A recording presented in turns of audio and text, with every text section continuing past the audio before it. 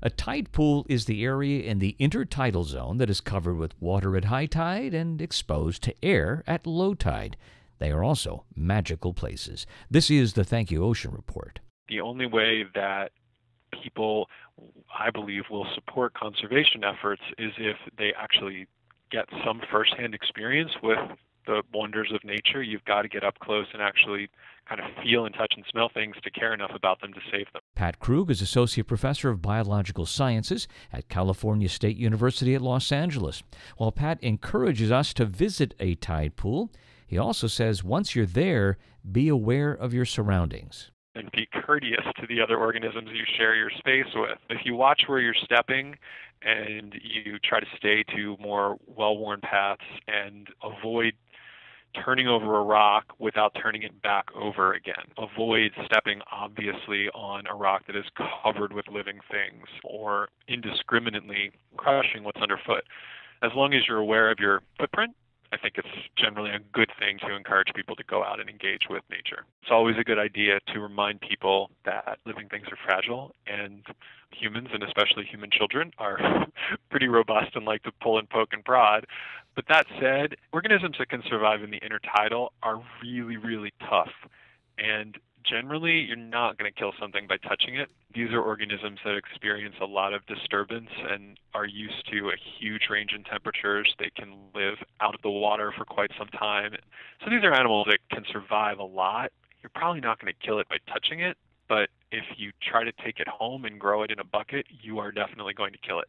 So leave everything where you find it, and chances are pretty good you're not really going to hurt anything. Organisms in the intertidal zone are at the mercy of the tides, and they have to be flexible and robust. One common animal you'll see are snails. Marine snails that live in the intertidal zone are not closely related to your garden snails. And so for them, the challenges of sticking to a rock when they're exposed to dry air is profound because they're going to be challenged in terms of staying damp enough to breathe. They can't get too hot inside their shells. Think about sitting in a car with the windows up, and now imagine you're a snail sucked into your shell, sitting on a rock, baking in the sun for 3-4 hours. And they face real challenges. Starfish, or sea stars, perhaps is a better name for them, are very common predators in the intertidal. And when the high tide covers them, they become very active and they move around and they feed on mussels and barnacles and other organisms. And at low tide, their main challenge is to hunker down in a damp, shaded crevice and try not to get too hot and stay wet enough so that they can continue to breathe.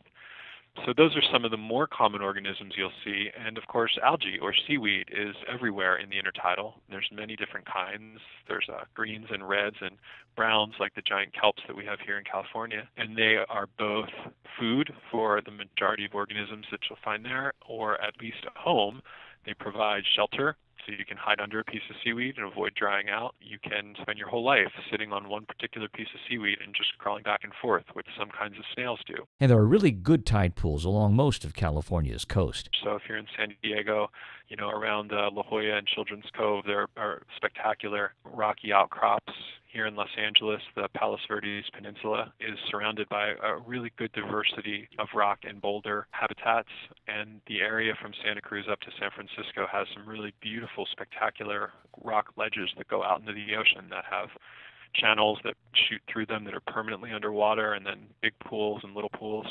So wherever you are, as long as you can find a nice rocky area, chances are you're close to a good intertidal site. And this is a great time to visit a tide pool. For more information on the topic, please visit our website, thankyouocean.org. And you can also visit our Thank You Ocean Facebook page and let us know what tide pool you think we should visit. My thanks to Pat Krug. I'm Jerry Kay.